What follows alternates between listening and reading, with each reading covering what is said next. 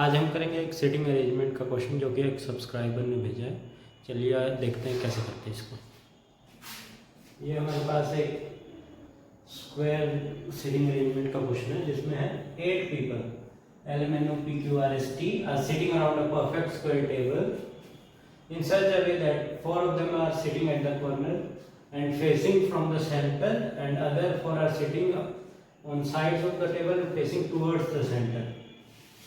इसमें क्या है, हमारे पास एक 8 लोग बैठे LMNOPQRST जिसमें से 4 लोग बैठे, 4 लोग कॉर्नर पे बैठे और वो सेंटर से अलग देख रहे हैं और 4 लोग साइड्स पे बैठे जो कि सेंटर की ओर देख रहे हैं। अब ये डायरेक्शन हमारे पास ये बेसिक है। अब मेन क्वेश्चन हमारा स्टार्ट हो रहा है यहाँ से। अब तो पहले हम एक स्क्वायर बना लेते हैं। ये देख, ये एक स्क्वायर है। 4 लोग यहाँ साइड पे बैठे, कॉर्नर पे बैठे हैं और 4 लोग बैठे हैं साइड्स पे। अब क्या कहा गया हमारे पास,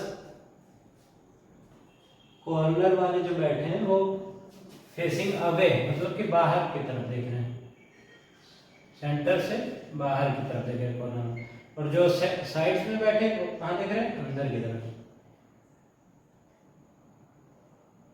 ये हमारे पास डायग्राम है। अब इसमें हम बनाएंगे, देखिए 2 people sitting between N and T। अब हमें क्या कहा गया है, 2 people sit between N and T, और ये who does not sit at the corner, ये who किसके लिए है, T के लिए, क्योंकि T के बाद हुआ है ना, तो N and T who does not sit at the corner।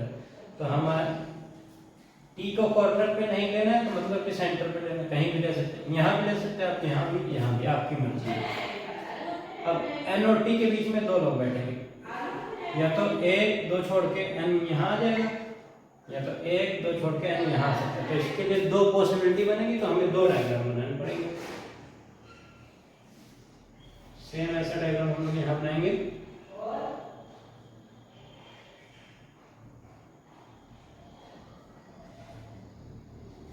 ये T, अब अभी हमने N यहाँ दिया है 2 छोड़ के, तो इस साइड से हम 2 छोड़ के N लेंगे। ये 2 पॉसिबिलिटी हमारी बन गई। अब क्या है हमारे पास next, S sit second to the right of N। S जो है second to the right of N। N यहाँ बाहर देखना तो इसके राइट की साइड है, इस साइड, तो S आ गया यहाँ first second to the right of N। अब ये N यहाँ भी बाहर देख रहा है तो इसका राइट की साइड आएगा, इस साइड आएगा, तो 1 2 S यहाँ बैठेगा। Only 1 person sits between S and Q।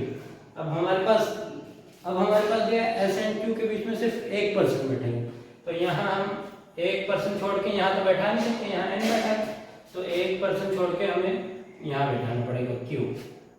और उसी तरह हम S से 1 छोड़ के यहाँ बैठा नहीं सकते, तो 1 छोड़ के यहाँ बैठेगा Q।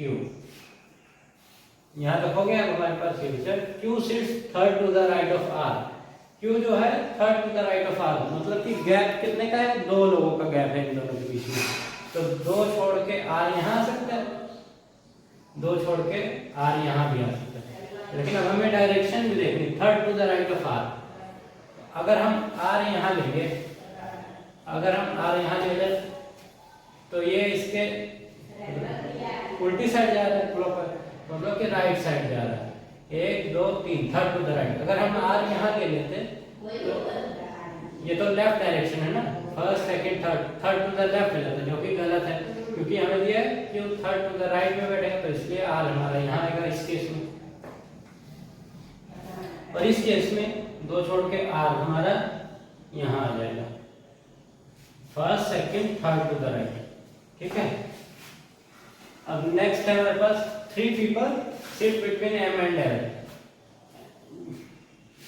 M और L के बीच में 3 लोग बैठे हैं। जिस भी सर्कल या स्क्वायर में 8 लोग हो और उसमें अगर 3 लोगों का गैप हो तो मतलब कि वो ऑपोजिट बैठेंगे एक दूसरे के। जैसे देखिए N के ऑपोजिट कौन बैठा है, Q, तो इन दोनों के बीच में दोनों साइड से 1 2 3 ही लोग लेंगे, 1 2 3।